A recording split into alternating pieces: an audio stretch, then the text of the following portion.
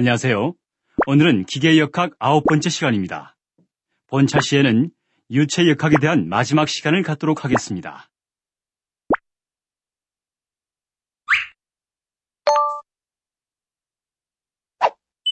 이번 여름은 에어컨이 없었으면 어떻게 지냈을지 모르겠어. 그렇지. 이번 여름은 참 더웠지. 얼마 전에 에어컨을 구입했는데 말이야. 예전 에어컨에 비해서 소음이 거의 없더군. 그게 바로 유체역학이 이루어낸 작품이라네. 아니, 에어컨에도 기계역학이 숨어있나? 그렇지. 우리 주위의 기계들에 대해서 알면 알수록 빠져들게 되는 것이 역학 이론이지.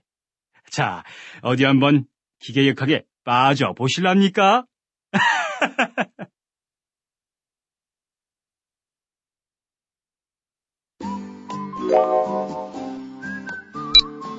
본차시의 학습 목표는 다음과 같습니다. 첫째, 유체에 작용하는 힘들의 종류에 대해 설명할 수 있습니다. 둘째, 부력, 양력, 학력에 대해 이해하고 설명할 수 있습니다.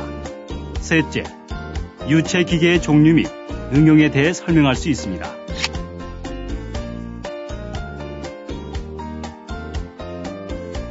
이제 유체란 액체와 공기를 일컫는다는 것과 컨트롤 볼륨을 가상으로 정하여 그 식을 구한다는 것을 알았습니다. 그렇다면 유체를 움직인다는 것인데 유체는 어떠한 힘에 의해서 운동을 하나요? 앞차시에서 유체란 액체와 기체를 통틀어 말하며 고체와는 달리 형태가 일정하지 않고 아무리 작은 힘에도 그 형태가 변하고 운동을 하게 됩니다. 그렇다면 유체에 힘을 가하는 것이 어떤 의미가 있을까요? 유체는 다른 물체에 어떤 힘을 가할 수 있을까요? 이번 차시에서는 이러한 유체와 관련된 힘의 작용에 대하여 배워보겠습니다. 지금부터 사전평가를 실시하여 여러분의 학습 준비도를 측정해 보도록 하겠습니다. 준비되셨나요? 평가를 시작해 볼까요?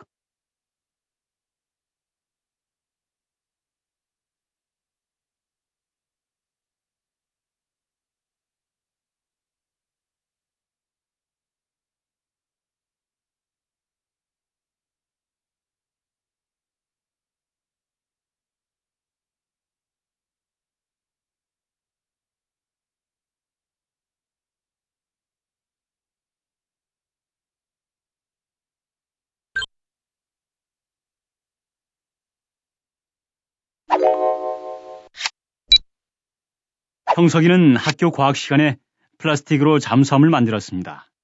신이 나서 집에 돌아온 형석이는 욕조에 물을 잔뜩 받은 뒤 잠수함을 물에 넣고 놀기 시작했으나 이내 불만을 터뜨리고 말았습니다.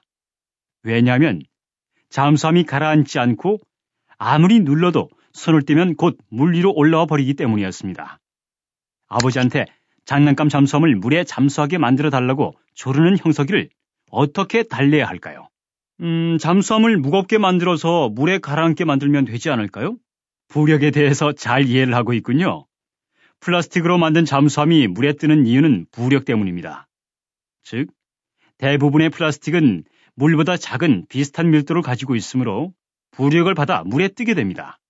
반면에 무거운 금속은 밀도가 크므로 무게가 부력보다 크게 되는 경우 가라앉게 되는 것입니다. 북극 바다에 둥둥 떠있는 얼음도 같은 이치입니다.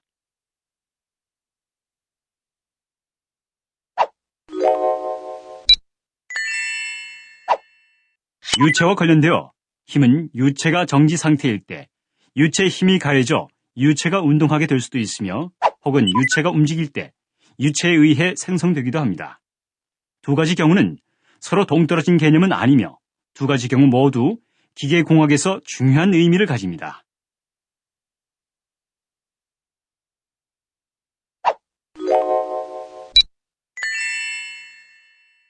유체는 스스로 어떤 형태를 가질 수 없다는 것을 앞서 말씀드렸습니다. 즉, 유체는 어떤 힘을 잡아주지 않는 한 형태를 이룰 수 없으며 이때 유체에 작용하는 힘은 압력으로 표시될 수 있습니다. 그런데 실제 현장에서 압력을 얘기할 때 똑같은 상황을 가지고 압력값이 다른 경우가 종종 있습니다.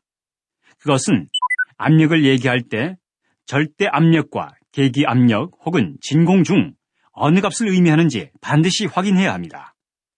왜냐하면 유체에 대한 압력을 얘기할 때는 절대압인지 계기압인지가 아주 중요합니다.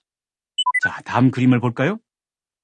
유체에 양쪽에서 압력이 작용할 때 유체에 궁극적으로 작용하는 압력은 두 압력의 차이가 됩니다. 즉, 유체에 대한 압력을 말할 때는 기준이 무엇인가가 중요합니다. 우리 몸에는 많은 유체가 들어있습니다. 인체의 70%가 물, 즉 유체이므로 똑같은 원리가 적용됩니다. 이는 우리 몸 내부는 우리 주변의 압력과 차이가 나지 않도록 맞추어져 있다는 얘기입니다. 만일 우리가 우주에 아무런 준비 없이 가게 된다면 어떻게 될까요? 우리 몸 안은 지구상의 압력인 1기압으로 되어 있고 우주 공간에서의 압력은 거의 진공 상태인 0.01기압 정도이므로 우리 몸 안의 유체는 몸 안쪽에서 밖으로 0.99기압의 압력을 받게 되는 것이죠. 절대 압력이란 압력이 0인 상태를 기준으로 말하는 것이며 그 기준이 주변 압력일 때는 계기압 혹은 진공으로 표현합니다. 예를 들어 우리가 흔히 쓰는 압력계에서 1기압이라고 하면 주변 압력에 비해 1기압 높다는 뜻으로 절대압은 2기압이 되는 것입니다. 특별히 압력이 주변 압력에 비해 낮을 때 진공 압력계를 사용하며 진공 압력으로 0.5기압은 주변 압력보다 0.5기압 낮다는 뜻으로 계기 압력으로 표현하자면 마이너스 0.5기압이 되는 것입니다. 압력을 측정하고 입력기를 잇는 법 등은 이번 과정의 마지막 차시에 다시 한번 자세하게 설명드릴 것입니다.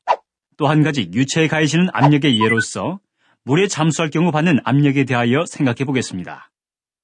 다음 그림에서 점 A, B, C는 물속에 같은 깊이에 있으므로 똑같은 압력을 받게 됩니다.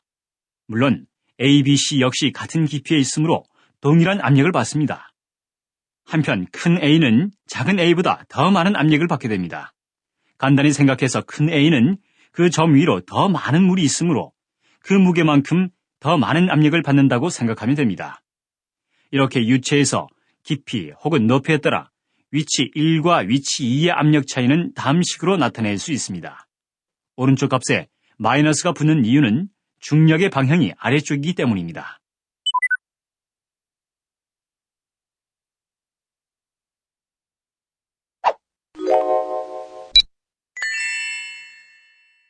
앞에서 우리가 경험적으로 알고 있는 높이차에 따른 압력에 대하여 공부했습니다. 앞에서 배운 식을 약간 변형시켜서 위치 P2를 기준으로 하고 높이의 차이를 H2-H1으로 하면 P1은 PGH로 표현될 수 있습니다. 이와 같은 힘이 높이뿐 아니라 부피에 비례하게 되는데 이를 부력이라 하며 부력 B는 PGV로 나타내어지며 여기서 V는 부피를 의미하게 됩니다. 역사적으로 유명한 아르키메데스의 원리로도 유명한데 그는 이 부력의 원리를 이용하여 금에 다른 싼 금속을 섞은 경우를 가려냈습니다. 즉, 밀도가 다른 금속을 섞는 경우 같은 부피를 가질 때라도 부력이 달라짐을 발견해낸 것입니다.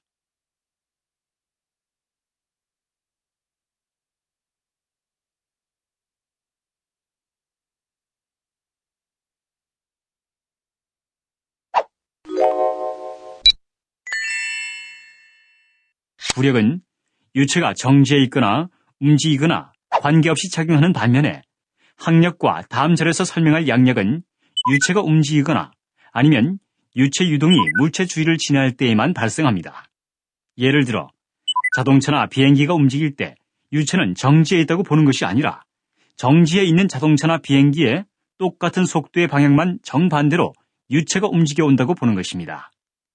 이전 차시에서 배운 작용-반작용의 법칙, 뉴턴의 제3법칙을 기억하십니까? 혹은 높은 빌딩 사이로 유동이 지나갈 때 항력이 발생하게 됩니다. 즉, 유체가 흐르면서 다른 고체 혹은 유체에 힘을 가하게 될 때 이를 항력이라고 하는 것입니다. 요즘 자동차 선전에 많이 나오는 유선형이란 말도 항력을 줄이고자 하는 노력의 결과입니다. 눈에 보이지 않아도 유체가 있는 곳을 지날 때는 유체가 그대로 있고자 하는 성질 때문에 저항을 하게 됩니다. 밀도가 크면 그 저항도 따라서 커지게 됩니다. 그래서 물에서 움직일 때 공기 중에서 움직이는 것보다 힘든 것입니다. 또한 그 저항, 즉 항력은 움직이는 속도가 빨라질수록 더 커지게 됩니다. 그래서 자동차나 비행기처럼 빠르게 움직이는 경우 공기의 저항, 항력을 작게 만들수록 에너지를 절약할 수 있는 것입니다. 자동차 주변에 유체가 어떻게 흐르는지를 수치 해석적으로 보여주는 예는 수도 없이 많으며 아래의 사진은 그 한 예입니다. 이러한 항력은 물체의 형상에 직접적인 연관이 있으며 물체의 속도 혹은 유동의 속도와 비례하게 됩니다. 따라서 항력은 물체의 형상마다 다른 항력 계수를 가지게 되며 이러한 항력 계수는 흔히 CD로 표시하게 됩니다. 일반적인 항력 계수의 정의는 다음과 같은 항력에 대한 식을 통하여 알 수 있습니다. 여기서 P는 유체의 밀도이며 V는 유체의 속도, A는 유체가 물체와 만나는 면적을 말합니다. 그리고 이 면적은 물체의 형상에 따라 다르게 정의됩니다. 한편 이러한 항력은 자동차나 비행기가 움직일 때 생기는 저항이므로 기술자들은 가능하면 항력 계수를 줄이려고 노력합니다.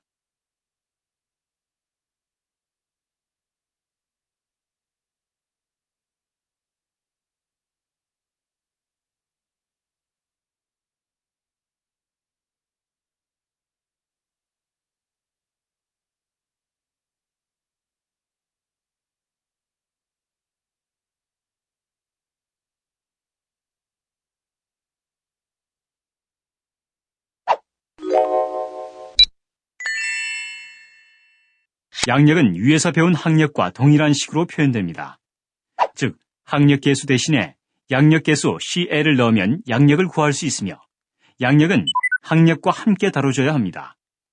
항력이 없으면 양력도 발생하지 않기 때문입니다. 즉, 양력은 어떤 물체가 유체 속에 있을 때 수직으로 받게 되는 힘을 말합니다만 이때 주의해야 할 점은 수직이란 뜻이 아래쪽을 의미하는 것이 아니라 물체가 유체 내에서 움직이는 방향의 수직이란 것입니다. 쉬운 예로 비행기가 출발할 때를 생각해 봅시다. 비행기는 활주로에서 빠른 속도로 달립니다. 충분한 속도로 달릴 때, 즉 비행기 날개에 필요한 만큼의 양력을 받을 때 하늘로 날아오르게 됩니다. 이를 식으로 나타내면 다음과 같습니다. 항공기 관련된 분야에서는 중요하게 쓰이며 많이 사용되는 예로서 비행기 날개의 그림을 보면 이해하는 데 도움이 되리라 생각됩니다. 이 그림에서 항력은 물체가 움직이는 방향에 정반대로 작용하며 양력은 그의 수직으로 작용함을 알 수 있습니다. 항공역학에서는 이러한 힘 간의 관계를 보다 효율적으로 이해하고 응용하려는 노력을 많이 하고 있으며 가능한 한 큰 양력과 적은 항력을 얻는 것이 목표입니다.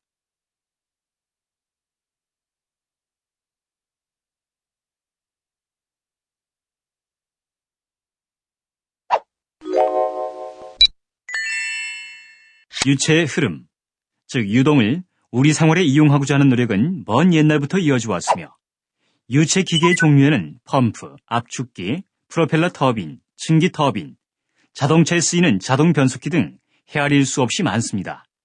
이러한 유체 기계를 설계하는 데에는 앞에서 배운 이론뿐만 아니라 실험을 통해서 얻은 데이터들이 필요합니다.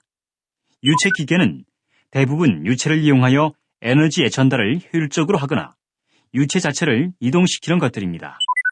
유체 기계는 유체가 가지는 에너지로부터 얼마만큼 효율적으로 일을 얻어내는지가 중요합니다. 쉬운 예로 선풍기나 에어컨의 날개를 설계하는 데 있어서 앞에서 배운 유체역학의 지식들이 모두 필요하게 됩니다. 날개 모양이 달라짐에 따라 시끄러운 소음이 나오기도 하고 시원한 바람이 더 많이 나오기도 합니다. 그리고 유체 기계 분야에는 많은 실험식이 존재하므로 앞으로 산업 현장에서 마주치게 될 유체 기계에 대해서도 어느 한 식이 모든 경우에 적용될 수는 없지만 대부분의 실험식들도 이번 과정에서 배운 기본적인 이론들을 적용하여 도출해낸 것이므로 앞에서 배운 이론들을 이해하면 보다 쉽게 접근하실 수 있습니다.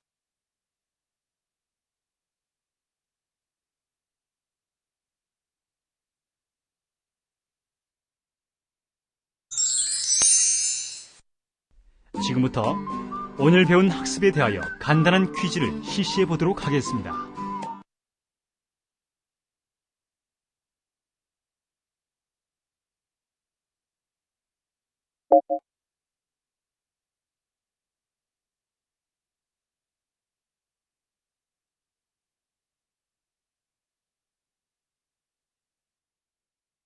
딩동댕, 정답입니다. 정답은 4번입니다. 1.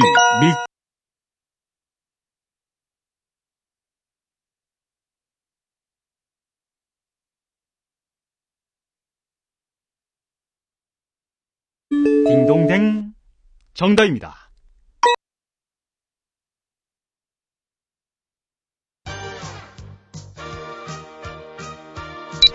유체와 관련된 힘은 두 가지로 나누어 볼 수 있군요. 그 힘을 잘 알고 응용하면 산업 현장에서 매우 효과적이겠어요. 그렇죠. 유체와 관련되어 힘은 유체가 정지 상태일 때 유체에 힘이 가해져 유체가 운동하게 될 수도 있으며 혹은 유체가 움직일 때 유체에 의해 생성되기도 합니다. 유체에 작용하는 힘은 압력으로 표시될 수 있으며 유체는 스스로 형태를 갖출 수 없으므로 압력도 유체에 대해서 여러 방향에서 작용하므로 압력을 이야기할 때는 기준을 반드시 기억해야 합니다. 유체에 작용하는 힘으로 부력, 항력, 양력이 있습니다. 부력은 유체가 정지해 있거나 움직이거나 관계없이 작용하는 반면에 항력과 양력은 유체가 움직이거나 아니면 유체의 유동이 물체 주위를 지날 때에만 발생합니다. 이 세 가지 힘들은 유체 기계를 설계하거나 문제점을 해결할 때 이용되므로 반드시 그 원리를 이해해야 합니다. 유체 기계는 대부분 유체를 이용하여 에너지의 전달을 효율적으로 하거나 유체 자체를 이동시키는 것들입니다. 이러한 유체 기계를 설계하는 데에는 앞에서 배운 이론뿐만 아니라 실험을 통해서 얻은 데이터들을 함께 사용해야 합니다.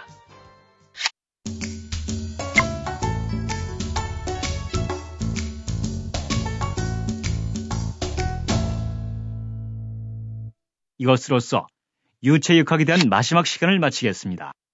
다음 시간에는 열 전달에 대해서 학습하도록 하겠습니다. 의견을 입력한 후 저장하기 버튼을 누르시고 다른 학습자 의견 보기 버튼을 누르면